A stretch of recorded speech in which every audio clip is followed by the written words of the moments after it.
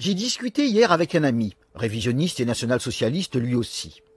Depuis plusieurs années, il militait au sein de l'Union populaire républicaine de François Asselineau. Son choix avait été dicté par les positions radicales de ce parti en faveur du Frexit.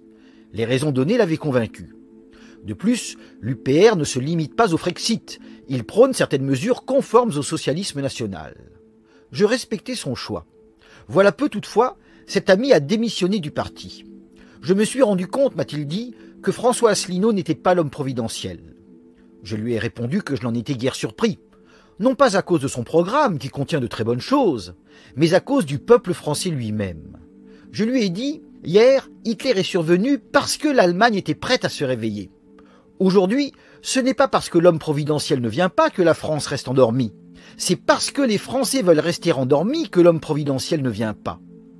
Tant que les Français ne voudront pas se réveiller, ils auront des hommes politiques en conséquence.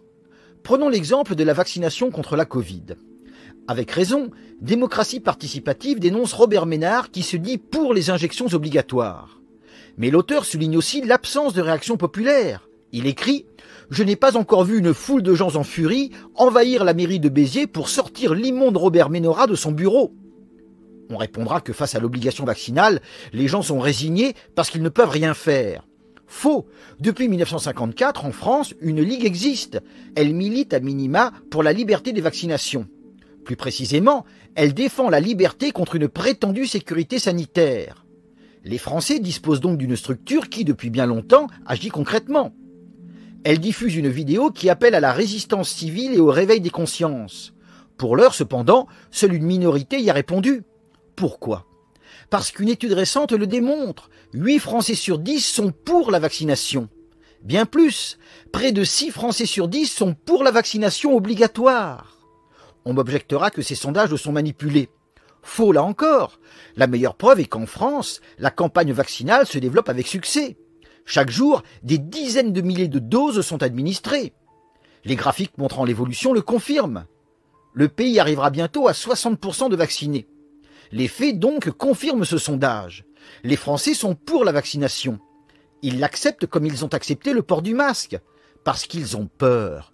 Peur pour leur vie, comme ils ont peur pour leur sécurité, pour leur confort, pour leur avenir. D'ailleurs, je pense que certains se font ou se feront vacciner pour disposer d'un pass sanitaire permanent et ainsi pouvoir voyager et s'amuser sans être gênés. Thucydide avait raison. Le secret de la liberté, c'est le courage. Courage de ne pas avoir peur, courage de renoncer à certaines commodités.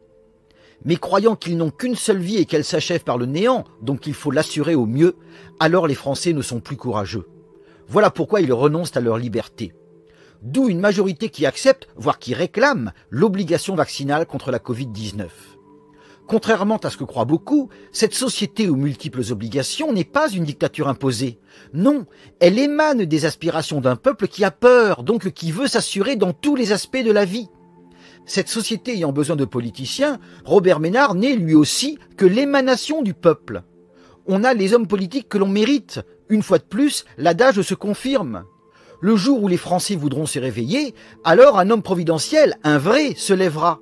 En attendant, nous n'aurons que des François Asselineau, des Éric Zemmour ou des Marine Le Pen.